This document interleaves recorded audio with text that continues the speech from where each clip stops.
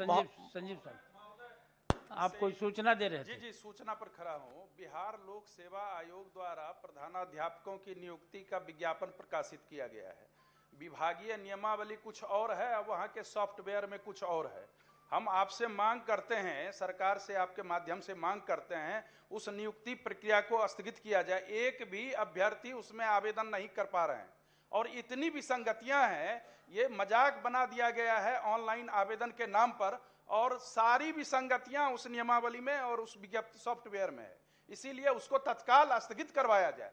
अब सारी विसंगतियों को दूर करके तब प्रधानाध्यापक की नियुक्ति की प्रक्रिया शुरू किया जाए। यह आपके माध्यम से आग्रह है महोदय। शिक्षा मंत्री जी से मैं बात कर लूंगा इस पर, और आप भी बात कर लें। हम भी कुछ कहना चाहते हैं, बहुत अति आवश्यक है। सैकड़ों शिक्षक आज सवेरे से हम लोगों से बात किया है। एक तो जो नियमावली बनाया है उसमें अनुभव का और अलग से दे दिया। 75% टीचर अनुभव के आधार पर छट जा रहे हैं। जब शिक्षक पढ़ा रहे हैं तो उनको अनुभव है। आप कह रहे हैं कि नियुक्ति के बाद से जब आप बीएड किए तब से देंगे, तो उनका अनुभव का लाभ तो मिला नहीं। आप तो इसके अनुभव का लाभ दे रहे हैं। आप बाहर के टीचरों को भी इनवाइट किया है, उसको आप अनुभव का लाभ दे रहे हैं, और राज्य में जो आपके बच्चों को पढ़ा रहा है उसको अनुभव का लाभ नहीं दे रहे हैं। बिहार पब्लिक सर्विस कमीशन उससे कोसों दूर हट के कोई बात कर रहा है।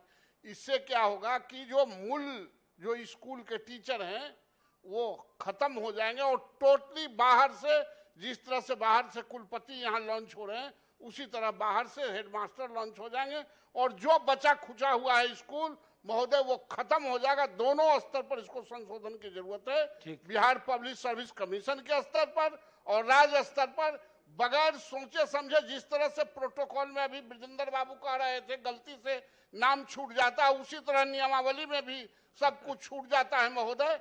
ये राज्य के लिए बड़ी दुर्भाग्यपूर्ण बात है। इसको निश्चित रूप से शिक्षा मंत्री जी से बुला के और तत्काल निर्णय लेने की जरूरत है, वरना ये राज्य कहाँ जा रहा है। राज्य हित में शिक्षकों के लिए और इस राज्य के नौजवानों के लिए हम क्या संदेश देना चाहते हैं, ये राज्य के लोगों को पता नहीं चल रहा है महोदय। इसलिए मेरा भी आग्रह है कि आप इसको निश्चित रूप से आज ही बुला के स्थगित कराने के। आज नहीं है, माननीय शिक्षा मंत्री जी नहीं है। एक उदाहरण के तौर पे हम इनकी बातों में जोड़ते हुए कहना चाहते हैं कि इसी बिहार में बीपीएससी के द्वारा यूनिवर्सिटी कॉलेज टीचर्स की नियुक्ति हुई थी 2017-18 में।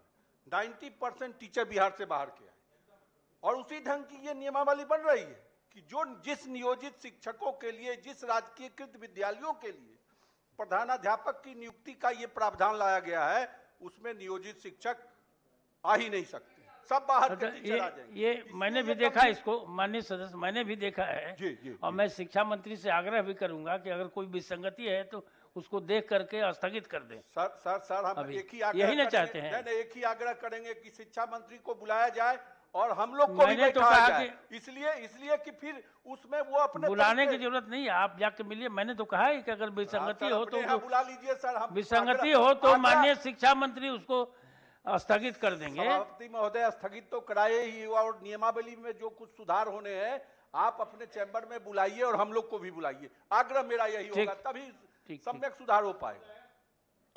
मेरे द्वारा एक कार्य स्थगन की सूचना दी गई थी। आप तो काल चलने दीजिए महोदय, ये बहुत ही इम्पोर्टेंट है महोदय। काल में लाइएगा, शून्य काल में।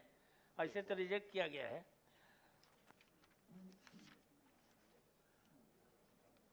माननीय सदस्य श्री सुनील कुमार।